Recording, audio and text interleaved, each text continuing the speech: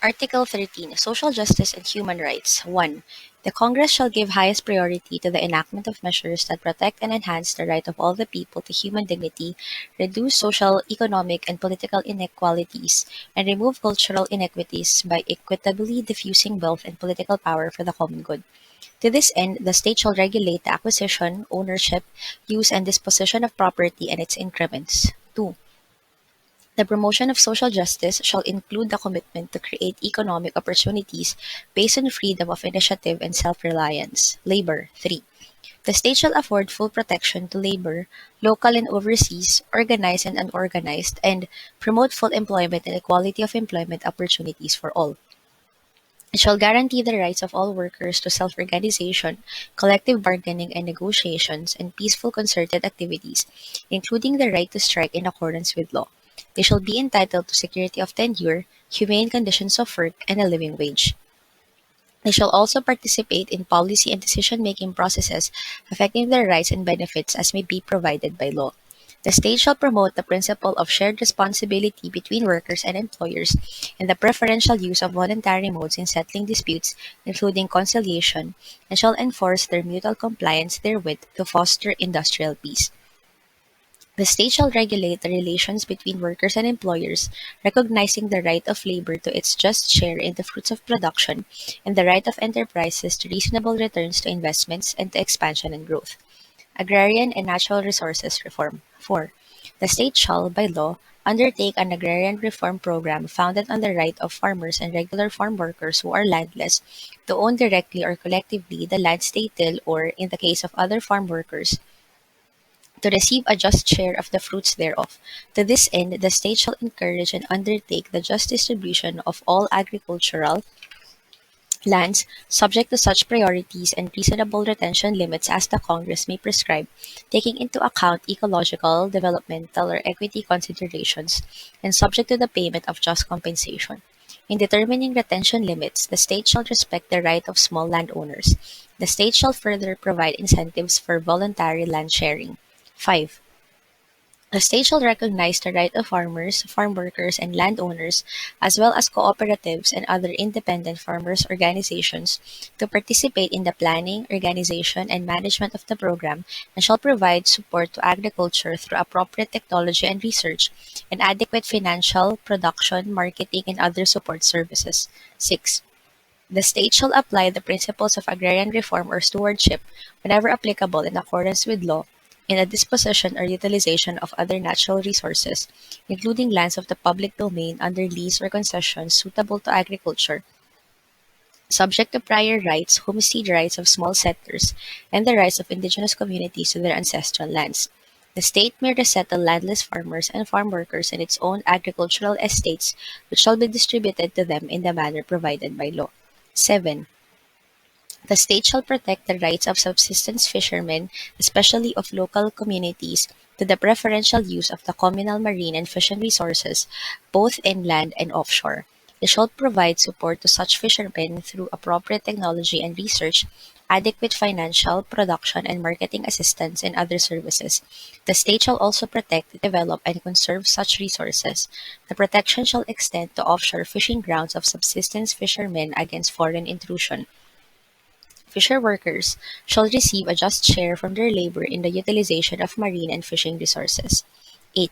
The state shall provide incentives to landowners to invest the proceeds of the agrarian reform program to promote industrialization, employment creation, and privatization of public sector enterprises. Financial instruments used as payment for their lands shall be honored as equity in enterprises of their choice. Urban land reform and housing. 9. The state shall, by law and for the common good, undertake, in cooperation with the private sector, a continuing program of urban land reform and housing which will make available at affordable cost decent housing and basic services to underprivileged and homeless citizens in urban centers and resettlement areas.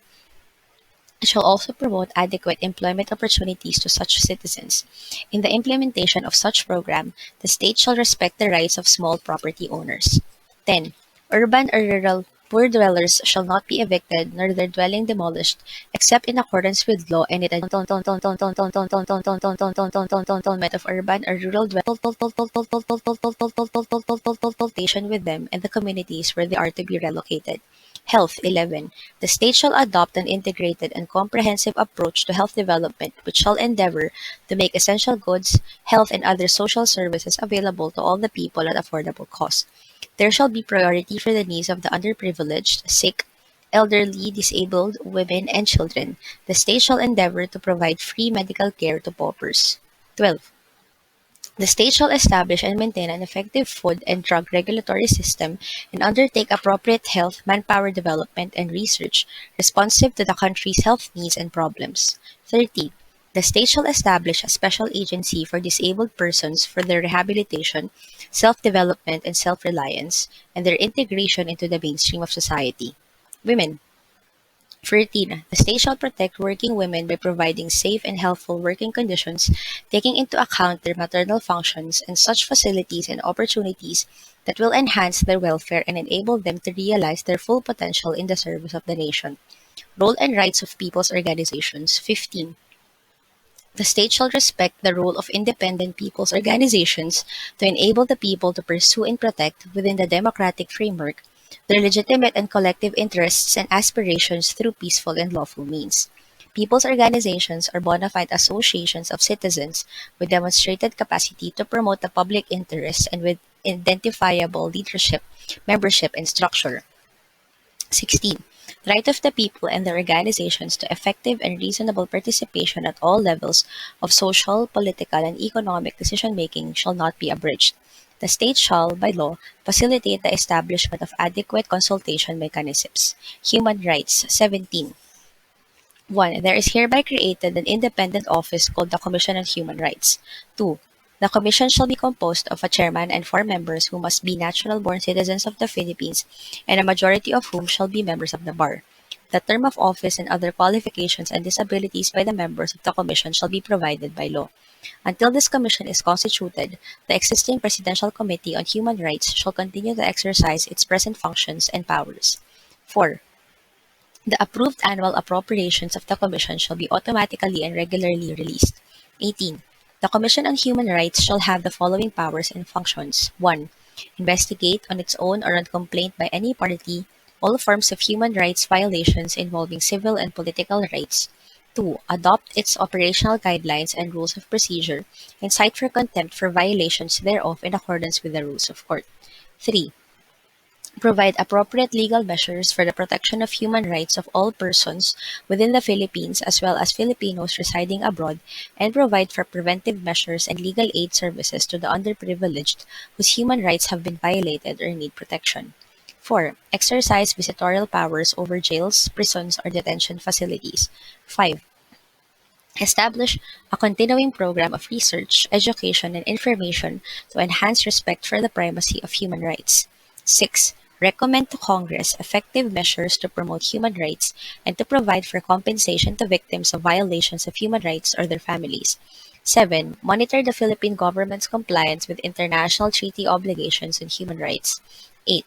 Grant immunity from prosecution to any person whose testimony or whose possession of documents or other evidence is necessary or convenient to determine the truth in any investigation conducted by it or under its authority. 9. Request the assistance of any department, bureau, office, or agency in the performance of its functions. 10. Appoint its officers